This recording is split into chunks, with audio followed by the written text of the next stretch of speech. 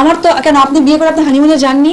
আপনারা বিয়ে করে আপনার বউ নিয়ে যাননি? দুটো সেলফি দেন না? আমার কি ইচ্ছা হয় না যে আমি সাকিবকে নিয়ে এতবার কক্সবাজার গেছি, ব্যাংককে গেছি, সিঙ্গাপুরে গেছি, মালয়েশিয়াতে গেছি, আমার কি মনে হয় না যে আমি তার সাথে একটু ঘুরি, 1 ঘন্টা ঘুরি?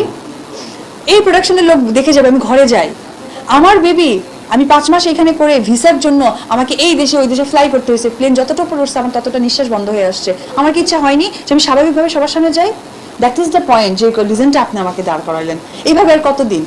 আমার তো সন্তান, আপনাদেরও তো সবার সন্তান আছে। আমার সন্তান কিসের জন্য এত আড়ালে থাকবে? অপু বিশ্বাস একটা আবিয়ত মেয়া, সাকিব খানও একটা আবিয়ত ছেলে, তাদের সাথে যে একটা মিল হয়েছে, বিয়া শাদী হয়েছে, এটা কিন্তু কথা সত্যি, মিথ্যা না। ও হিন্দু হয়েছে দেখে কী হয়েছে, ভালো লাগলে হিন্দু আর মুসলমান খ্রিস্টান এনে কোনো পার্থক্য থাকে না। তারপরে বুবলির মনে করেন আগে একটা বিয়ে হয়েছিল, সে জানি না শুননা, আবার অপুর উপরে বুবলি পড়লো, গুবি সরাইলো আর একটা, যে বুবলিরও বিয়া করছে, বুবলিরও বাচ্চা আছে। আচ্ছা, বুবলির যদি বাচ্চা থেকে থাকে, সে যদি সাকিব প্রমাণ দেখাইতে পারে, সাকিব খান গ্রহণ করবো। অপুটা তো সবাই জানে, এবং প্রধান